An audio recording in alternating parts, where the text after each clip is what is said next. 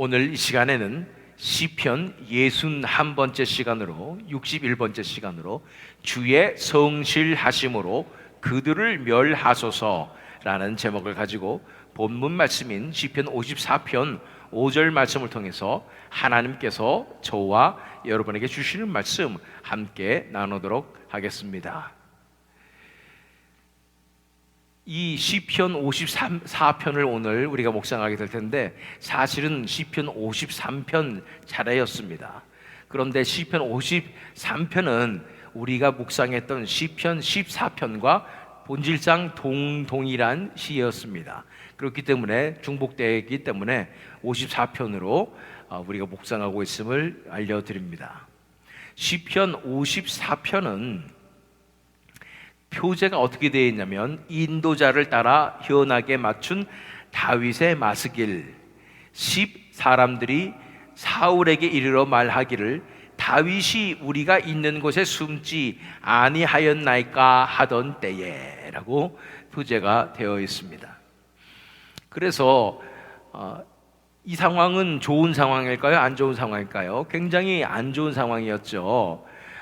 다윗이 광야 생활할 때 10년 동안 도망자 생활할 때에 10광야에 거기에 숨어 있었는데 거기에 살고 있었던 10사람들이 사울에게 일러 바친 거예요.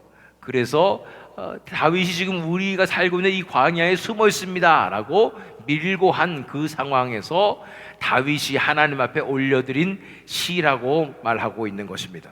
어떠한 상황일까요? 사무엘상 23장 19절로 20절 말씀을 읽어보면 그때 10사람들이 기브야에 이르러 사울에게 나와 이르되 다윗이 우리와 함께 광야 남쪽 하길라 산 숲을 요새에 숨지 아니하였나이까 그러하온즉 왕은 내려오시기를 원하시는 대로 내려오소서 그를 왕의 손에 넘길 것이 우리의 의무니이다 하니 이 10사람들은요 어떤 사람들이었냐면 광야에 거하는 사람들이었는데 이 남쪽에는 유다 백성들이 다 차지하고 있었지요. 그래서 이 지리적으로는 베들레헴, 예루살렘 밑에 베들레헴 밑에 헤브론이 있었는데 헤브론보다 더 밑에 있는 그 광야에 이 10광야가 있었던 것입니다. 거기 사람들도 유다 사람이었어요. 그런데 다윗 왕은 어느 족속 출신이었죠? 유다 출신이었죠. 그러니까 동족이었던 것입니다. 그래서 그나마 믿을 수 있는 동족들이 있는 10광야로 다윗이 피신하여서 도망자 생활을 하고 있었던 상황이었습니다. 그런데 그 동족인 10사람들이 다윗을 발견하고서는 쪼르르 사울 왕에게 달려가가지고 기브아에 있는 사울 왕에게 나와서 말하기를 이제 다윗이 여기 우리가 머물 곳에 숨어 있어요. 우리가 알고 있으니까 내려오세요. 잡아가세요. 이렇게 얘기한 상황이었던 것입니다. 그런 상황 가운데 동족으로부터 버림을 당하고 배신을 당한 이런 상황 가운데 이 시가 쓰여졌다고 볼 수가 있는 것입니다. 그런데 이런 상황은 이 시편 54편은 또한 이 예수 그리스도의 고난과 배신당하심을 예표하는 시라고 볼 수가 있는 것입니다. 누구로부터 버림을 당하고 배신을 당하셨을까요? 동족으로부터 배신을 당하신 분이 바로 우리 주 예수 그리스도시죠. 누가복음 23장 1절로 2절 말씀 보면 무리가 다 일어나 예수를 빌라도에게 끌고 가서 고발하여 이르되 우리가 이 사람을 보매 우리 백성을 미혹하고 가이사에게 세금 바치는 것을 금하며 자칭 왕 그리스도라 하더이다 하니. 그래서 이 누가 고발했냐면 유대인들이 예수님을 빌라도는 로마 총독이잖아요.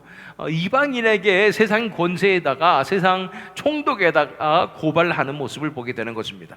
이렇게 예수님께서도 동족에 의해서 고발을 당하시고 배신을 당하시고 이방인에게 넘겨진 바 된 그런 상황이 됐던 것입니다.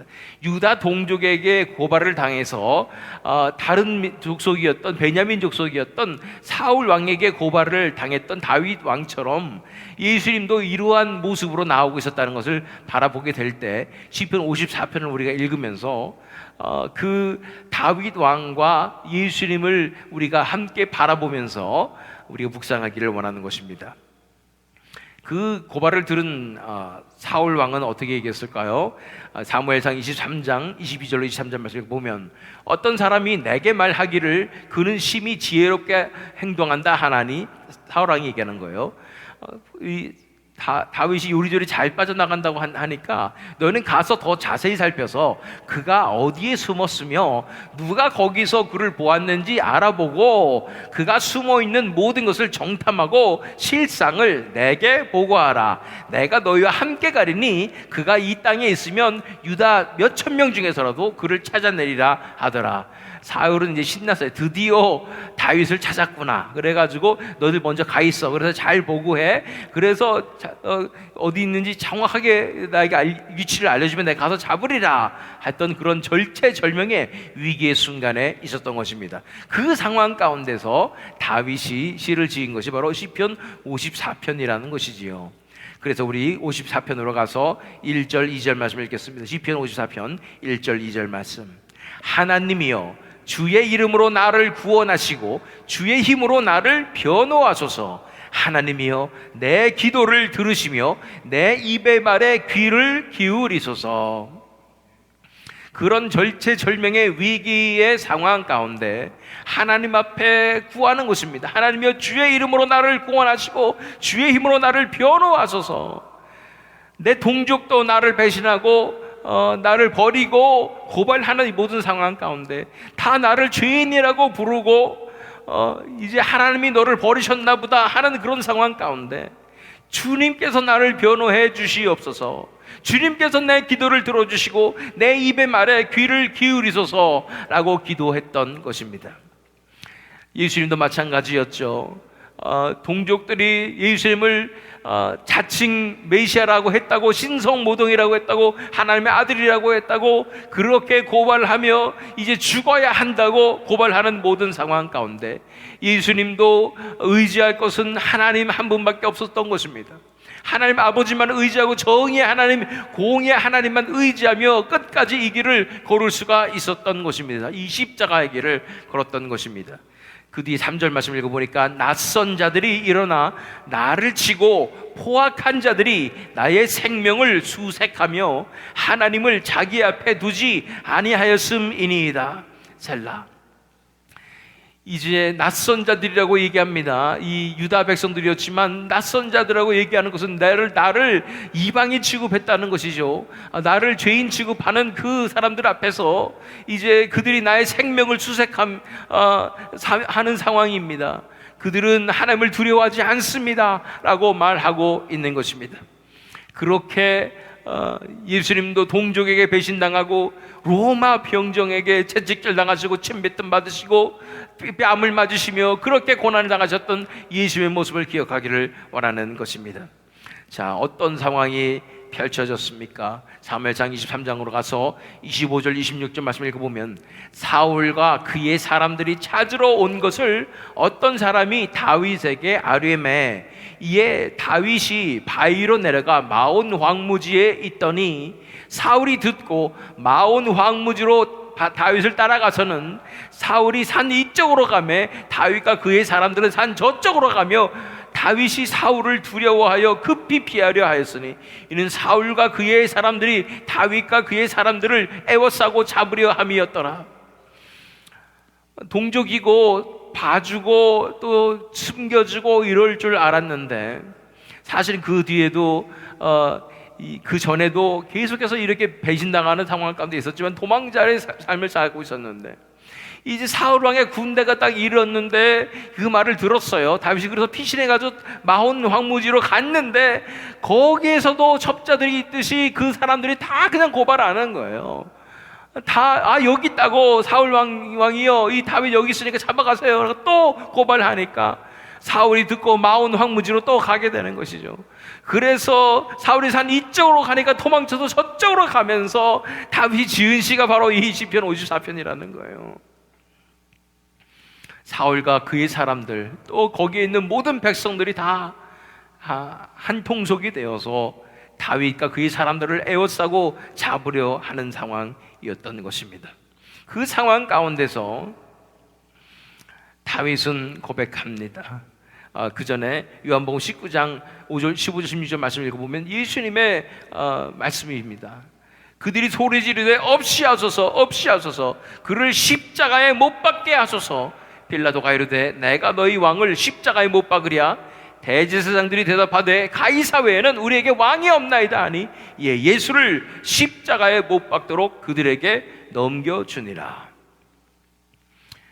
동족들이 다 예수님을 십자가에 못 박게 하소서라고 없이 하소서라고 부르짖으며, 그래서 예수님을 빌라도에게 넘겨주고 빌라도는 다시 예수님을 로마 병정들에게 내주면서 십자가에 못 박게 하라고 말하는 것입니다. 우리가 오늘 새벽 예배 때 살펴봤던 말씀인데, 여기 보니까 대제사장들이 뭐라고 얘기하냐면 가이사 외에는 우리에게 왕이 없나이다. 이게 말이 되는 소리입니까? 하나님의 백성들이라는 이스라엘 백성들이 하는 말이 가이사 외에는, 시저 외에는 우리에게 왕이 없나이다. 하나님이 왕 되시잖아요.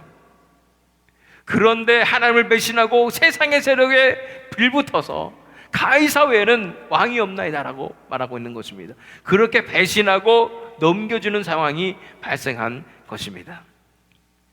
그런 상황에서 다윗은 얘기합니다. 시편 54편으로 돌아가서 4절 말씀. 하나님은 나를 돕는 이시며 주께서는 내 생명을 붙들어 주시는 이시니이다. 그 상황에서 다윗은 믿습니다. 정말로 절체절명의 위기 가운데 이제 빠져나갈 구석이 없고 사방이 다 적이고 나 외에 모든 사람들이 다 나를 고발하려고 하는 모든 그런 상황 가운데 사울왕이 엄청난 군대를 끌고 산을 전체를 포위한 그 상황 가운데 이제는 꼼짝없이 잡혔구나 하는 상황 가운데 다윗은 기도합니다. 하나님은 나를 돕는 이시며 주께서는 내 생명을 붙들어 주시는 이시니이다. 어떻게 됐을까요? 이 상황 가운데 드디어 사울 왕이 다윗을 잡을 수가 있었을까요? 이 사무엘상 23장 27절로 28절 말씀을 읽어보면 갑자기 어떤 일이 벌어집니다. 전령이 사울에게 와서 이르되 급히 오소서 블레셋 사람들이 땅을 침노하나이다. 이에 사울이 다윗 뒤쪽 길을 그치고 돌아와 블레셋 사람들을 치러 갔으므로 그곳을 셀라하마 느곳이라 칭하니라. 갑자기 전령이 다가와가지고 그 절체절명 순간에 이제 잡았다 하는 그 순간에 전령이 사울에게 와서 급히 빨리 오세요. 블레셋 사람들이 땅을 침노하였습니다 라고 소식을 전하게 되는 거예요. 그 군대 바로 다 이끌고 블레셋을 대적하기 위해서 갈 수밖에 없는 상황이 되었다는 것입니다. 이것을 우연이라고 생각하십니까? 우연이 아니죠. 하나님께서 이 대책을 마련하신 것인데 언제부터 마련하셨을까요? 옛날에는 무슨 자동차 타고 오는 것도 아니고 전보가 있는 것도 아니고 전령이 그 블레셋 공격하는 그곳에서 여기까지 오려면 엄청난 시간이 걸리는 것이죠. 최소한 하루 이틀 전부터 하나님께서는 준비하셔가지고 블레셋 또 전쟁을 준비하려면 얼마나 또 오래 걸리겠습니까? 이 모든 것을 다 미리 준비하셔서 하나님께서 그 정확한 타이밍에 전령이 딱 와가지고 다윗을 잡기 직전에 군대를 데리고 블레셋하고 싸우러 나가게 한 그런 엄청난 역사를 하나님께서 이루시는 것입니다. 시험이었죠. 고난이었죠. 그러나 하나님께서 피할 길을 내시는 것입니다. 하나님을 믿고 의지하는 자에게 하나님께서 반드시 기적으로 역사해 주시는 것입니다. 우리 인생 가운데 우리가 하나님 앞에 내어드리는 인생을 살게 될 때 우연이란 없습니다. 하나님께서 우리를 인도하시거나 우리에게 허락하신 일들밖에 없는 것입니다. 아무리 안 좋은 일 같이 보이고 아무리 우리가 지는 것 같고 아무리 이 상황이 정말 절망적인 상황 같아 보여도 솟아날 길이 없는 것 같이 보여도 하나님께서 다스리고 계시고 하나님께서 인도하고 계심을 바라보시기를 바랍니다. 자, 그래서 오늘 본문 말씀인 5절 말씀으로 나아갑니다. 시편 54편 5절 말씀. 주께서는 내 원수에게 악으로 갚으시리니 주의 성실하심으로 그들을 멸하소서. 그 대적이 나를, 이 동족이 나를 배신하고 대적이 나를 죽이려고 하는 모든 상황 가운데 이 전쟁은 하나님께서 갚아주시기를 원합니다. 하나님께서 이 내 원수를 아시지요. 내가 내 힘으로 하는 것이 아니라 하나님께서 나서주셔서 하나님의 성실하심으로 그들을 멸하여 주시옵소서라고 말하는 것입니다. 하나님 성실하십니까? 하나님 신실하십니까? 하나님의 성실하심으로 그들을 멸하여 주시옵소서 할 때 내 힘으로 내가 복수하는 것 아니고 내가 그들에게 해코지하는 것 아니고 하나님께 온전히 맡겨드릴 때 성실하신 하나님께서 반드시, 정의 하나님께서 반드시 그 원수를 갚아 주실 것입니다. 그래서 이 다윗은 이런 결정, 그 뒤에 바로 24장에 보면 이런 결정을 합니다. 사무엘상 24장 6절로 7절 말씀. 자기 사람들에게 이르되 내가 손을 들어 여호와의 기름 부음을 받은 내 주를 치는 것은 여호와께서 금하시는 것이니 그는 여호와의 기름 부음을 받은 자가 됨이니라 하고, 다윗이 이 말로 자기 사람들을 금하여 사울을 해하지 못하게 하니라. 사울이 일어나 굴에서 나가 자기 길을 가니라. 다윗은 복수는 하나님께 맡겨드렸습니다. 내 힘으로 복수하는 건 아닙니다. 내가 아무리 배신을 당하고 공격을 당하고 나를 죽이려는 이 사람이 바로 내 눈앞에 있을지라도 하나님 앞에 맡겨드리는 것입니다. 하나님의 성실하심이 그들을 멸하실 것이라는 믿음으로 나가게 되는 것입니다. 자, 그 뒤에 6절로 7절 말씀 읽어보면 내가 낙헌제로 주께 제사하리이다. 여호와여 주의 이름에 감사하오리니 주의 이름이 선하심이니이다. 참으로 주께서는 모든 환난에서 나를 건지시고 내 원수가 보응받는 것을 내 눈이 똑똑히 보게 하셨나이다. 아멘. 하나님께서 건지심을 보며 하나님을 찬양할 뿐 아니라 이제 하나님께서 원수 갚아주심을 미리 알며 믿으며 감사함으로 미리 감사하며 고백하게 되는 것입니다. 정말로 하나님께서 그 원수를 갚아주셨습니까? 하나님께서 그 원수를 멸하셨습니까? 어떤 일이 벌어졌습니까? 사무엘상 31장 6절 말씀에 사울과 그의 세 아들과 무기를 든 자와 그의 모든 사람이 다 그날에 함께 죽었더라. 하나님께서 그들을 멸하시고 원수들을 멸하시는 그 날이 옵니다. 언제까지니까? 언제까지 내가 이게 당해야 됩니까? 하나님께서 내버려 두시는 것은 당해야 하니까 내버려 두시는 겁니다. 그래야 내 속에 있는 이 혈기와 불쑥불쑥 솟아나오는 이 내 야망과 이런 것들을 다 다루실 수 있으니까 하나님께서 그들을 이용해서 이제는 기다리게 하시는 거예요. 그러나 때가 되면 반드시 하나님께서는 하나님의 백성들을 괴롭혔던 그들을, 원수를 멸하시는 것입니다. 그 날은 반드시 옵니다. 예수님이 십자가에 못 박혔을 때 동족들로부터 버림을 당하고 이방인에게 십자가의 고통을 당하셨지만 그것이 패배가 아니었습니다. 아버지여 내 영혼을 아버지의 손에 부탁하나이다 하면서 온전히 내어드렸을 때 그 십자가의 사건이 패배가 아니라 승리가 되는 놀라운 기적이 일어나게 된 것입니다. 골로새서 2장 14절로 15절 말씀. 우리를 거스르고 불리하게 하는 법조문으로 쓴 증서를 지으시고 제하여 버리사 십자가에 못 박으시고 통치자들과 권세들을 무력하여 드러내어 구경거리로 삼으시고 십자가로 그들을 이기셨느니라. 하나님께서 승리를 주시는 것입니다. 그 하나님을 찬양할 수밖에 없게 되는 것입니다. 그러므로 우리가 해야 될 일은 무엇입니까? 이 전쟁을 내가 치르는 것 아니고 이 문제를 내가 해결하는 게 아니라는 거예요.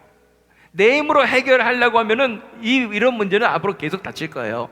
언제까지? 내가 완전히 무너지고 엎드러져서 다 내려놓고 하나님 앞에 엎드러질 때까지 이런 문제가 닥칠 거예요.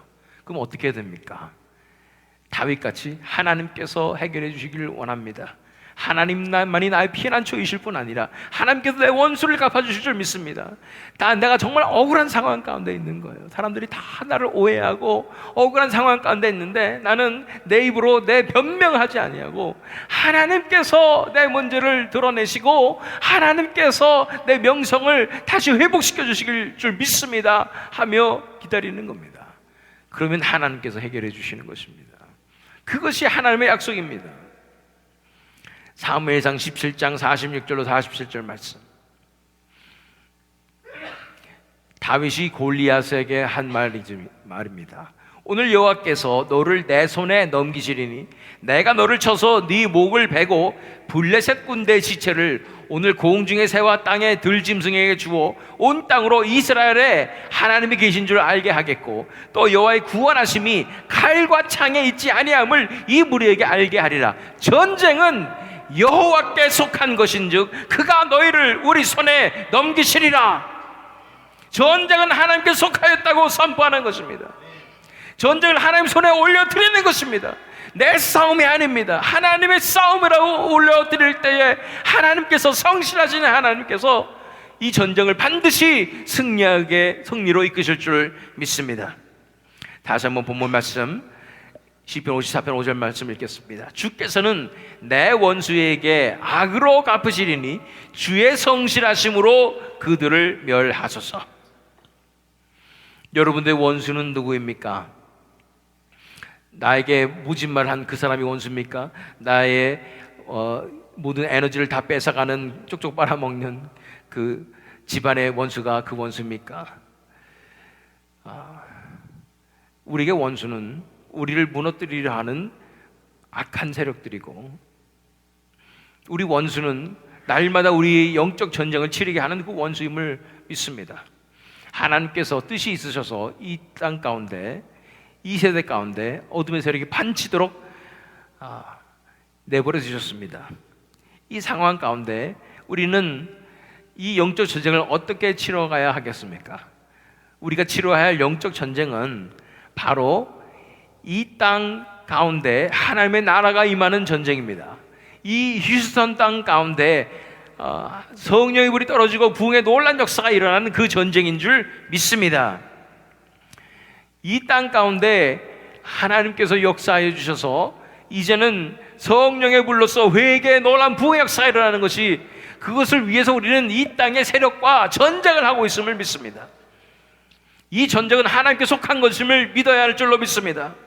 그러므로 하나님께 맡겨드리면, 하나님, 이제 우리가 간절히 구하오니 하나님께서 성실하심으로써 이 원수를 멸하여 주시옵소서라고 간절히 기도해야 될 줄로 믿습니다. 우리에게 주신 비전을 바라봅니다. 우리 비전은 뭐냐면 이 휴스턴 땅을 우리에게 주시옵소서라는 비전입니다. 여호수아 14장 12절 말씀입니다. 그날에 여호와께서 말씀하신 이 산지를 지금 내게 주소서. 당신도 그날에 들으셨거니와 그곳에는 아낙 사람도 있고 그 성들은 크고 견고할지라도 여호와께서 나와 함께 하시면 내가 여호와께서 말씀하신 대로 그들을 쫓아내리이다 하니, 이 땅을 사로잡고 있는 그 아낙 자손들, 이 무리들을 다 내쫓아 주시옵소서. 미혹의 영들, 이 이단의 영들 다 쫓아 주시옵소서. 이 땅에 있는 물질 숭배의 모든 것들 다 쫓아 주시옵소서. 이 땅에 하나님의 나라가 임하게 하여 주시옵소서. 이 산지를 우리에게 주시옵소서 라고 간절히 기도하는 그런 영적 전쟁으로 우리가 나아가게 될 때, 전쟁이 여호와께 속하였음을 믿음으로 나아가게 될 때 이런 놀란 승리의 역사를 우리가 맛보게 될 줄로 믿습니다. 주의 성실하심으로써 그들을 멸하소서. 이렇게 간절히 기도함으로 우리 삶 가운데 있는 문제들 가운데 하나님께 다 다 맡겨드려서 하나님께서 해결하시는, 구원하시는 역사를 경험할 뿐 아니라 이제 우리에게 맡겨주신 이 사명, 이 산지를 우리에게 주셔서 하나님 이 땅을 놓고 벌이는 이 영적 전쟁 가운데 하나님께서 승리케 해주시는, 하나님의 성실하심으로써 그들을 면하시는 놀라운 역사가 일어날 수 있도록 간절히 구함으로 승리를 맛보시는 저와 여러분 되시기를, 또 이 새 믿음 장로교회 되기를 예수 그리스도의 이름으로 축원합니다.